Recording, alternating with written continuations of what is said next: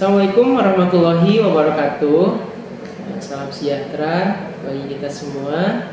Alhamdulillah kita bisa bertemu lagi ya, di acara praktikum ataupun mata kuliah inseminator.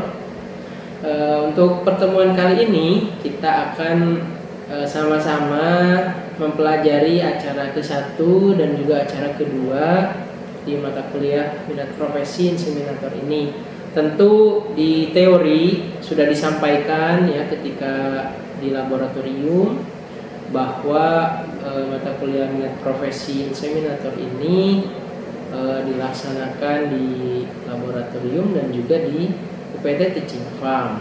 Nah, pada kesempatan kali ini di acara praktikum inseminator yang ke-1, yang pertama kita akan mempelajari tentang pendahuluan dari inseminasi buatan. Tentunya dari pertemuan pertama sampai dengan UTS itu sudah disampaikan oleh Pak Setio mengenai teori inseminasi buatan ya pada sapi dan juga kerbau khususnya.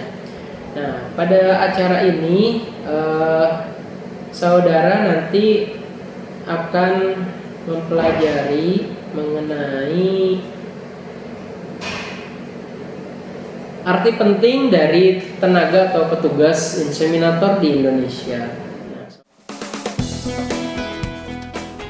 Inseminasi buatan adalah kehamilan pada hewan melalui proses kawin suntik dengan cara memasukkan mani atau spermatozoa atau dikenal juga dengan istilah semen yang dicairkan berasal dari ternak jantan ke dalam saluran kelamin betina dengan menggunakan metode dan alat khusus yang disebut insemination gun. Inseminasi spesialisasi memproduksi semen beku, dikelola inseminasi oleh Balai Besar Inseminasi Buatan atau BBIB, berlokasi di Desa Toyomarto, Kecamatan Singosari, Kabupaten Malang, Jawa Timur. Di balai ini kita telah mencapai angka produksi sampai 30 juta sejak berdiri. Kemudian setiap tahunnya kita menghasilkan semen beku kisaran 3 juta dosis dan kemudian didistribusikan ke masyarakat rata-rata 2 juta dalam 1 tahun. Kemudian juga kontribusi secara nasional kelahiran IB ini sekitar 1,5 juta ekor dari 2,7 juta kelahiran di Indonesia. Artinya ada sekitar 1,2 juta adalah kawin alam. Untuk menunjang aktivitasnya, BBIB Singosari memiliki areal seluas 67,72 hektar. Manfaat dari IB adalah memperbaiki mutu genetika ternak, mengoptimalkan penggunaan bibit pejantan unggul secara lebih luas dalam waktu yang lama, serta meningkatkan angka kelahiran dengan cepat dan teratur, dan mencegah penularan dan penyebaran penyakit kelamin. Untuk menghasilkan semen beku yang berkualitas, diperlukan upaya menjaga kesehatan serta pola makan yang teratur dan bergizi bagi sapi-sapi pejantan. Pada intinya adalah sapi harus bersih. Begitu palungan pakan itu sudah bersih, ya, kemudian teman-teman bekerja di bagian dalam. Nah, ketika mereka sudah bekerja di bagian dalam, nanti bidang pakan datang untuk memberikan pakan, ya. Setiap 2 kali seminggu, dilakukan pengambilan semen beku dari sapi-sapi pejantan tersebut dicatat. Kemudian diantar ke laboratorium untuk dilakukan seleksi, memilih semen beku berkualitas terbaik, untuk kemudian dimasukkan ke dalam tong-tong kemasan yang berbentuk seperti guci dan siap untuk dipasarkan kepada para pengguna, baik instansi pemerintah maupun peternak lainnya. Dengan menggunakan seseng kita lebih, yang jelas kita lebih untuk bibit kita jauh lebih bagus. Kedua, untuk produksi susu kita juga lebih baik. Dan otomatis untuk kedepannya kita juga hasilnya lebih bertambah, Pak. Ya, pengakuan masyarakat selama ini ditunjukkan dengan beberapa apresiasi yang diterima oleh Balai Besar Inseminasi Buatan Singosari, baik itu Piala Kencana Abdi Bakti Tani, kemudian juga sistem pengendalian internal SPI Award yang kita peroleh terhandal di tahun 2014 ini. Harapan kita bagaimana teknologi inseminasi buatan ini bisa diaplikasikan secara menyeluruh di masyarakat dan memberi solusi bagi kehidupan para peternak sapi agar lebih sejahtera, dan kita bisa dan pasti kita mampu untuk swasembada daging dan termasuk juga swasembada susu yang kita inginkan. Ini adalah calon inseminator profesional ya, yang akan sebentar lagi akan lulus dari mata kuliah profesi inseminator ini. Nah, di dalam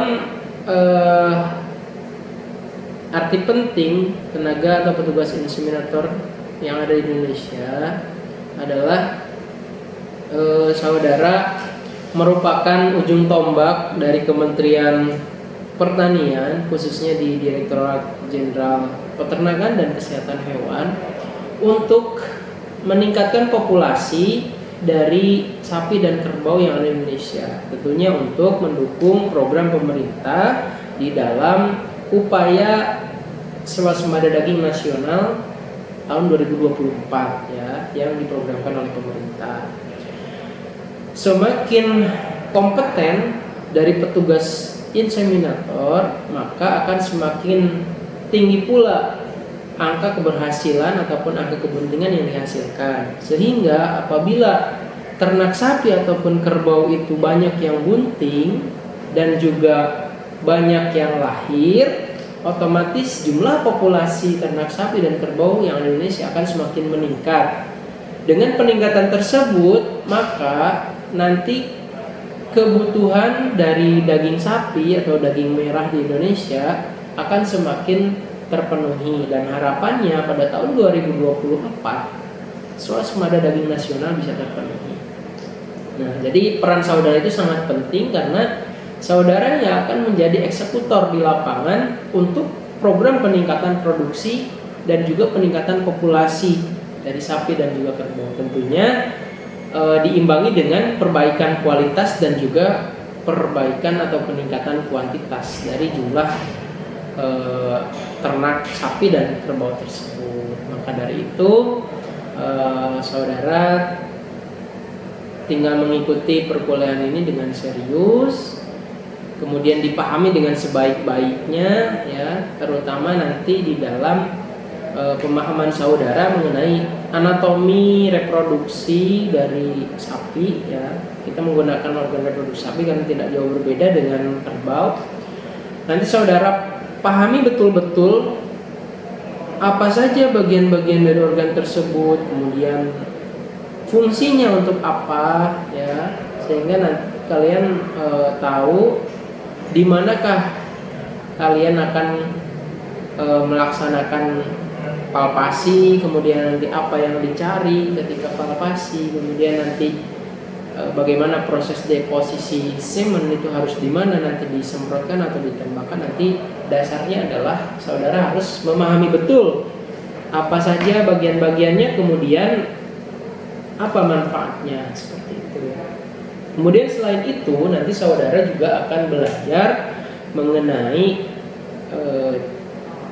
apa saja alat pelindung diri yang harus digunakan ya, kemudian fungsi alat pelindung diri itu untuk apa.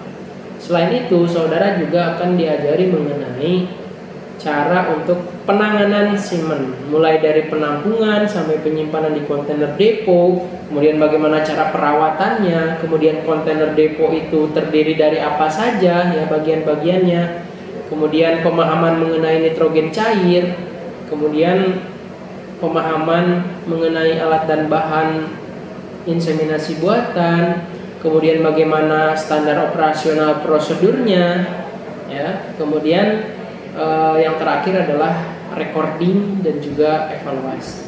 Nah, selain itu juga saudara akan diajari mengenai bagaimana siklus estrus yang ada pada sapi dan kerbau, kemudian bagaimana mengidentifikasi sapi yang sedang estrus ataupun birahi, kemudian kapan saudara timing yang tepat untuk pelaksanaan inseminasi buatan. Nah, nanti akan dipelajari semua di dalam mata kuliah ini. Nah, itu saja untuk acara pertama dan juga acara kedua ini. Mudah-mudahan bisa bermanfaat. Sampai jumpa di pertemuan berikutnya di acara yang ketiga dan keempat. Saya akhiri. Ya, terima kasih atas perhatiannya. Mohon maaf atas segala kekurangannya. Billahi taufiq wal hidayah. Assalamualaikum warahmatullahi wabarakatuh.